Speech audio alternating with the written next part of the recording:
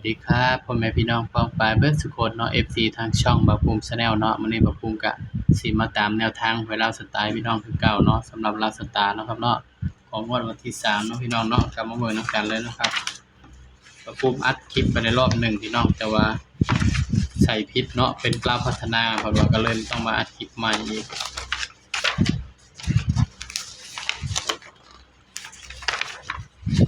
ใส่เลยกระดาษบ่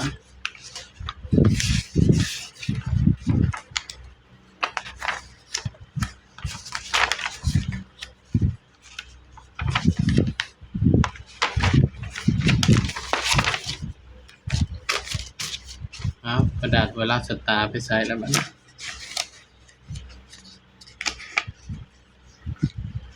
อ๋ออยู่นี่พี่น้องนี่เนาะสำหรับลาวสตาร์มื้อนี้เนาะให้เด่น6กับ7เนาะครับเนาะเบิ่นผลมันออกบัดนี้196กับ12เนาะให้971เนาะมันออก12กับ196เนาะพี่น้องเนาะแต้มเดียวเนาะพี่น้องผิดแค่เลข7เนาะครับเนาะนี่86ออก96ให้วิ่ง2บ่าวให้วิ่ง2ก็มาที่2เนาะ12นี่สำหรับใครเป็นสายรูดสายวิ่งเนาะพี่น้องเนาะแต่ว่าบ่าวบ่ได้จับคู่ให้เนาะพี่น้อง12196มันออกมื้อนี้เนาะนี่ก็ไปตามกันต่อนะครับเนาะงวดวันที่4ได้บัดนี้พี่น้องสำหรับลาวสตาร์ของเนาะพี่น้องเนาะงวดวันที่4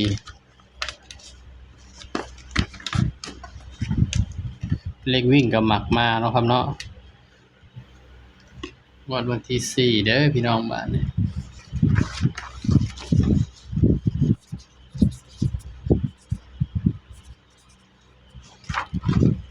ก็มาเบิ่งนำกันเนาะสำหรับงวดวันที่4เนาะบ่าวภูมิสิเด่นตัวใดเนาะครับเนาะงวดวันที่4ตุลา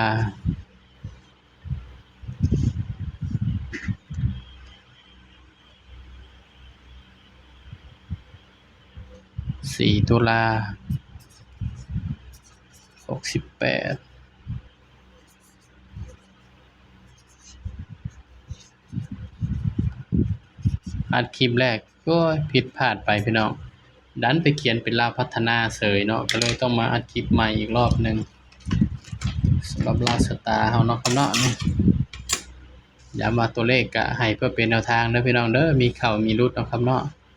บ่าวก็ให้เพื่อเป็นแนวทางเท่านั้นเนาะครับแต่ว่าชื่นชอบแนวทางบ่าวก็ฝากกดไลค์กดแชร์กดติดตามเนาะครับเนาะถ้าบ่มักก็เลื่อนผ่านเนาะพี่น้องเนาะ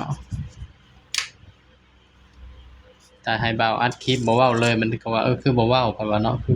คือเงียบแท้เพิ่นว่าเลยเนาะพี่น้องสำหรับเด่นเนาะเด่นเบอร์อื่นเนาะถ้าว่าตัวเด่นเด้อพี่น้องถ้าว่าตัวเด่นเนาะให้เด่น1กับ2ถ้าว่าไผเป็นสายรูดสายวิ่งเนาะบ่าวให้วิ่งตัวนี้เนาะให้วิ่ง8เนาะเนี่ยให้เป็นสายรูดสายวิ่งเนาะครับเนาะเนี่ยสำหรับตัวเด่นบ่าวให้เด่น1กับ2พี่น้องก็มาจับคู่นำบ่าวเลยเนาะพี่น้องเนาะสำหรับเด่น1กับ2ก็สิมี1หยัง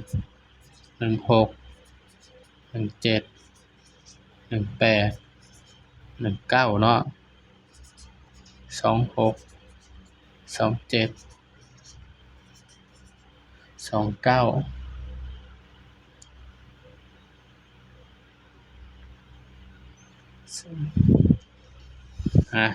นี่ก็ให้เพื่อเป็นแนวทางเนาะครับเนาะตัวเลขก็มีเข้ามีหลุดเนาะพี่น้องเนาะไผมักก็จังตามเนาะบ่มักก็เลื่อนผ่านเด้อพี่น้องเด้อ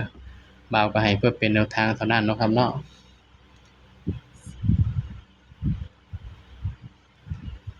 ชุด3ตัวมิดเดียวพี่น้อง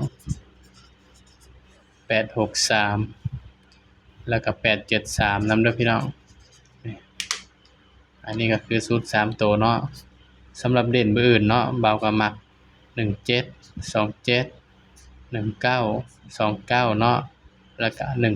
18นี่ก็คือตัวมักเนาะครับเนาะสำหรับแนวทางลาวสตาร์นะครับเด้อย้ำว่าตัวเลขก็ให้เพื่อเป็นแนวทางเด้อพี่น้องเด้อมีเข้าแล้วก็มีหลุดเนาะครับเนาะย้ำว่าตัวเลขให้เพื่อเป็นแนวทางเนาะมีเข้ามีหลุดพี่น้องมักก็ตามบ่มักก็เลื่อนผ่านเนาะครับเนาะสำหรับคลิปนี้เนาะบ่าวภูมิก็ฝากพี่น้องกดไลค์กดแชร์กดติดตามบ่าวภูมิชาแนลเลยนะครับเด้อสำหรับคลิปนี้ก็สวัสดีครับ